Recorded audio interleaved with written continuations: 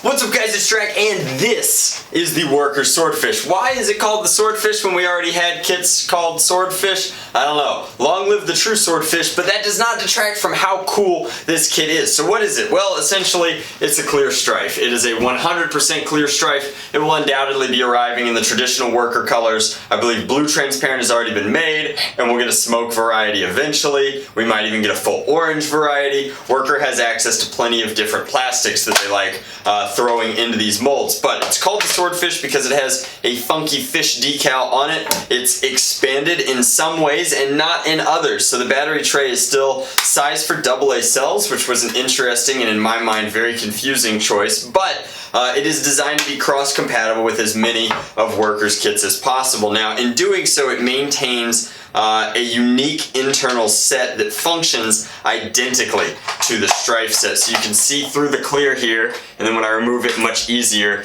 This is a regular thrower arm and an extension spring, as well as a trigger right here. Then we have tabs connecting to these batteries. You are obviously most of the time going to lipo this up, so it is convenient that a lot of this has been reduxed so that it's easier. We now also have mounting ports back here for a specific proprietary switch. I'm sure that Worker or my friends over at NF Strike, who by the way, thanks for sending this Swordfish over, have options for that. We also have a unique muzzle. This is not identical to a Stryfe muzzle, although again, it's cross-compatible in a lot of ways. Now, whereas we don't have the dentistry kind of teeth area here to work with, we now have two screw ports, which you can attach various Picatinny attachments to, but you no longer have to attach those and then press fit them into the Stryfe's muzzle. It is roughly the same size. It is 100% stealing the N-Strike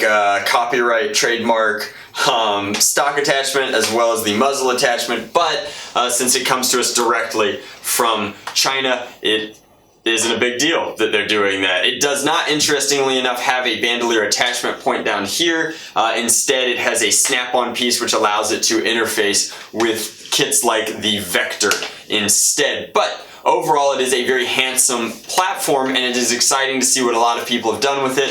I think that this was a very strange choice, this kind of like fish scale checkering on the bottom. It's not necessarily... That is a perfect example of it's not super grippy, guys, but it does look kind of cool, and it fits the overall Worker Swordfish theme. So I don't think that there's anything wrong with it. I just don't understand why they did it that way. It also removes the ability to get really cool half and half two-tone scale pattern that I like to do on all of my Stryfes that are at least tier 1 or below. But that it's just an overview. Let's go ahead, and in the spirit of fair play, we're going to use all Worker parts on this build, or as many Worker parts as we possibly can. It is difficult for me to resist the temptation to throw a Nix cage into this guy, but I will resist, and we will use as many Worker parts as we possibly can and really get it kitted out in their style and flavor. So without any more talking about it, let's get to work. Alrighty guys, so here is our Swordfish Shell. We've got a lot going on in the workshop today, obviously, but what I want to discuss, and I mean this is an excellent opportunity to give you a sneak peek of another project and kind of just overlay this. Like obviously it won't actually clamshell together, but you can see almost identical. Handle is a little bit more comfortable in some ways and less in others. It is certainly longer, and then obviously we're not going to have to fool with this top rail in any sort of capacity. But this is the internals that we've chosen to go with. Now the Worker does come with an expanded battery tray. We will be using that expanded battery tray. It actually mirrors up with the fish nicely so that you don't have to worry about losing your super cool Swordfish aesthetic where the eye is the screw port. But as we come through here, you guys can see that we will be using all Worker internals. I have no issue testing out one of their tiny micro switches. In fact, their screw ports are designed to work with, I believe these are 10 amp micro switches. And how that's going to work is we're just going to fit it in there, and then, except we're going to do it like this, as it has clearance that way. 2 screws lock this in mechanically, and then it will click as it interfaces with this guy. Hilariously, the way that that has been designed, hopefully it's been designed properly, that will work without impacting this so that we can actually continue to spin this blaster. It's always a shame when you lose that ability by virtue of ripping out the trigger safety. Mechanically, we're going to keep this trigger and this pusher. There is a world where we could test out the full auto kit, but I would rather do it right the first time than mess with all of these electronics and really get a feel for the Swordfish kit as what it is, which is a Stryfe shell replacement. Then we will be adding a vector kit on top. To that end, we will be using this. This is a piece that connects the Swordfish here. And in order to do that, we have to remove this entire bit, which is of course mated to the Stryfe, and it'll screw through here. So instead we add this here, and then this will just click into place. But we do want to talk about this. So I am not a big fan of these components. However, I want to test this in its completely workered form. So this is a canted aluminum flywheel cage. I would rather have a Nix any day. I don't like the canted motors. I don't think that it makes any sense, particularly without a proper guide. I think that Snickers is the only person who does that necessarily correctly, but we will try it. Then they have also included these. These are worker style 180s. I know nothing about these motors. The cans are not labeled. All I know is that they are not Fang revamps, and that is what I would want to use in a 2S build. These are still 2S motors. We will use them for some reason. They have nonsense boards attached to the top of them, and I don't trust that either. To be completely honest with you, it looks like a short waiting to happen with all this going on. But in fact, yeah, just give me virgin motors any day. These aren't even going to be easy to solder leads to because of how the solder is poorly done and then spills out onto the positive and negative lead on these two. Hopefully that's obvious here. I don't know if you'll be able to see it, but these require more work to work with than anything my friends over at Foam Blast sell. Highly recommend Foam Blast motors and Nix cages for a build like this. But while we're at it, we'll kind of dog on this a little bit too. These are metal worker wheels. The metal wheels, particularly with the knurling on them, have been known to be very aggressive on darts, more so by the fact that they'll be twisting the darts or trying to at the same time. So while I'm sure the performance will be fine, this is now going to start confettiing darts a little bit. And then the metal wheels in and of themselves are not the ideal medium for wheels. There's a reason that everybody, including myself, uses Delrin for their wheels. It is a much better material that machines to the same tolerances and gives you better interfacing with the darts. Then we have a ton of worker vector parts, and we will be adding those just for a super cool aesthetic. And I think we will even be adding this. This is the worker flash hider or suppressor. So this is the flash hider, and then it conveniently enough locks onto the suppressor. So that'll give us a real rifle style look. And then we will be adding this. This reminds me very much of, if you look up here, the Prophecy style stock, but it's so handsome. They've added a large metallic button down here, which lets you go from here to here, and it collapses very nicely into itself. And it's got this honeycomb pattern on the back. To be completely honest, this is probably my favorite worker stock so far. It also, because these are full, I think, actual steel rods, and they have a stopper built into them, this is very strong. It does not bend or compress no matter how much force I put on it. I feel like the plastic here would crack and snap off before anything else would give. There are also multiple settings for people who are not quite so tall, but that is all the components. Let's go ahead and let's install this. Let's get it ready to go, and we will take a look at the components once they've been installed and say what we like and what we didn't. Man, these motors though, whew. Alrighty guys, so dang, Steven, get up. Get up, buddy. I know it's wet out here. Come on. Steven, no. You have to fight the sadness, Steven. Steven, you have to try. Alrighty, so I wanted to bring the Swordfish out. This is in its completed form. We will talk about the design and stuff inside. I do want to talk about it inside. I think that there's a lot of interesting things to mention about the build and the process and how it went. Obviously, now is the time to talk about how comfortable it is, so a little bit of range is lost by having this on, but we're going to leave it on because it's aesthetically a pretty cool choice. We're going to, while this does compact nicely for CQB play, you can put your hand here and here. It also is very comfortable in back here, and then with a clear foregrip. The clear foregrip was really just to kind of disperse out some of this blue on clear dichotomy. The blue, well, that was embarrassingly bad. The blue internals were 100% the right choice aesthetically, but as you were about to see performance-wise, not amazing. Now, normally I'd be worried and want to disclose that these darts are wet, but we have sandpaper wheels, so I'm not horribly concerned. You guys can see how it performs there. I do need to mention that all internals had to be greased to heck and back. We used silicone grease because they were really tight tolerances. They were almost not retracting all the way with normal, comfortable use. But blaster shoulders very comfortably. It's heavier than it needs to be. It takes corners well. Like, it's not a bad blaster by any stretch of the imagination. Aesthetically, it does look good. I think that the dichotomy between just like this being all the way out and not bringing this over Nick Rari style was a huge miss. I think that symmetrical blasters are just aesthetically more beautiful, and if you have the opportunity to fix that inherent flaw in the Stryfe's geometry, why wouldn't you? But firing outside, you can see that with their motors and their wheels and their cage, performance is honestly not that marginally improved. I am only getting about 100 FPS out of it, and that is pretty inherent by those very soft, floaty shots. Like, that is not nearly the thwack that I'm looking for, but that is what Steven thinks about it. Magazine acted up just a little.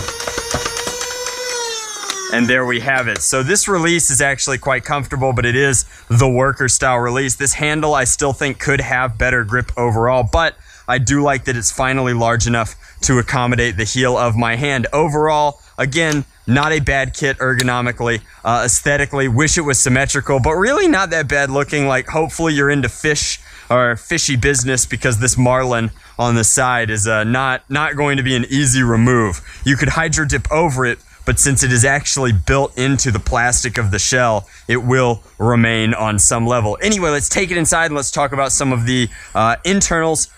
This is a review of not only the Swordfish itself, but also the internals that came with it. Let's go!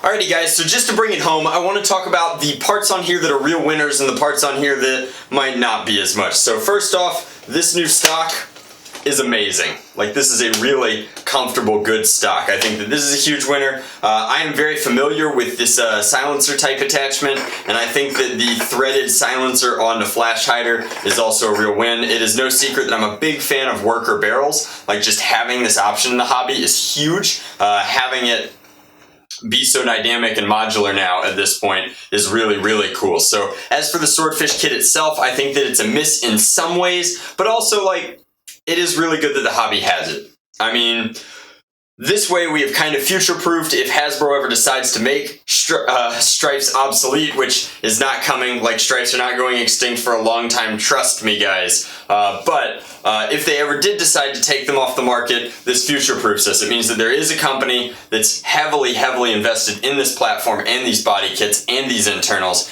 and they're at least willing to play nicely with that geometry. It also means that our aftermarket can adjust, not necessarily to accommodate this platform, but it can adjust to be as versatile in between the two. Some parts are interchangeable, obviously flywheel cages. For the most part, the cage geometry in here is a little bit different. Like, for example, certain beefier cages like the Nyx cage require a little bit of shell work to fit comfortably, but it's just really good that this exists. Now, it is 100% mated to a lot of their components. It's designed to work with their select fire kits, their choice in switches, and that's where the wheels start falling off. So I do want to talk about their internals a little bit.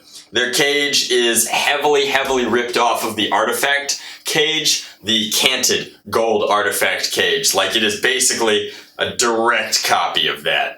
There are a couple of aesthetic changes, but functionally it seems very, very similar, and as such, it is missing a lot of components. So it has no dart guide, which I think is a huge miss. Now, again, there's kind of a guide built into the shell itself of the Swordfish, which is really just, again, to accommodate select fire kits. You want that space up there where the jam door would have been. Now, the Swordfish has no jam door, which is, again, I think kind of a miss in some ways. A lot of people are like, oh, well, you can always just clear your jams out through here. Well, guess what you can't do with this kit on? Like, it's just, you have to choose, I guess, what features are most important to you, and Stripes are still cheaper than the Swordfish.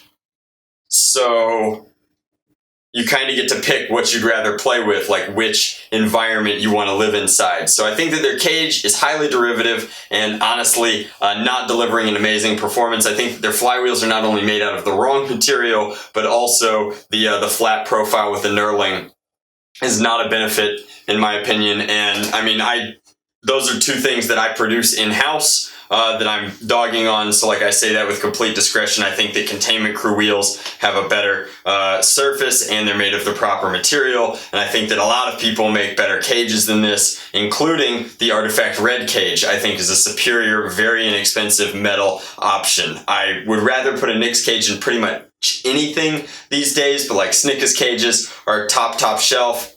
And honestly, I think that the Containment Crew printed cages in ABS deliver better performance than this if they are not as aesthetically on point being blue or what have you, although you could print them in blue ABS and then they'd be fine. The performance is certainly worth not being metal in that case. Like I would rather have both.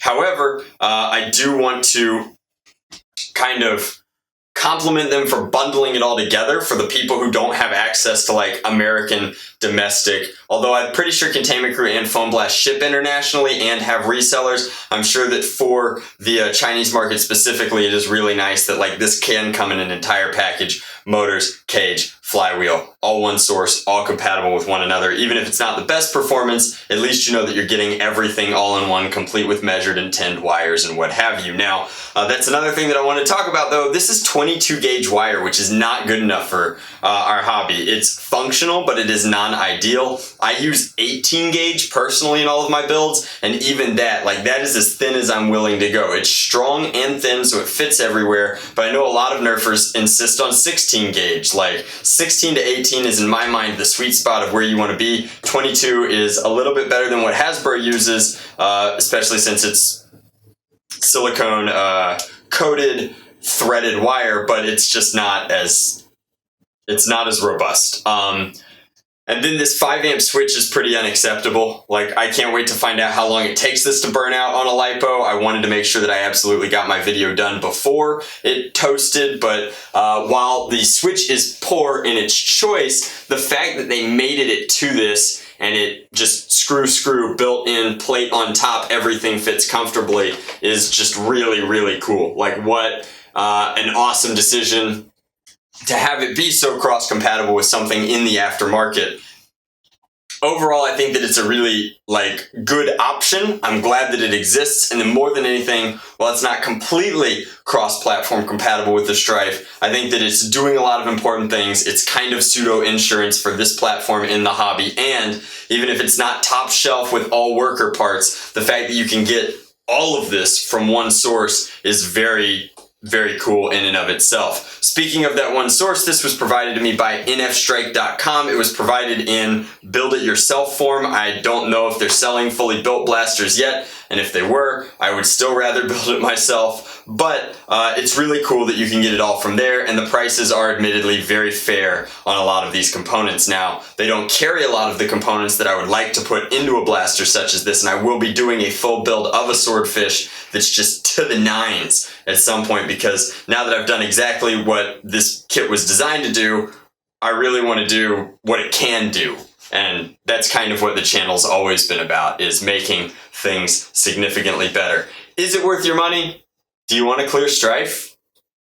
Like if you want to clear Stryfe, it is a better deal than you will ever find anywhere else before Hasbro releases some sort of variant. But like, if you want a clear flywheel blaster that can be both pistol and rifle all in one, this is an amazing platform at an affordable price. You can pick it up in the link down below, and all of the components obviously work with it. Some of them are even designed for it, but I think that there are also a host of other components for things like flywheel cages and motors and such out there that you could pick up. But that's just my 10 cents. My 2 cents is free. As always, much love, Nerf on, Drac out.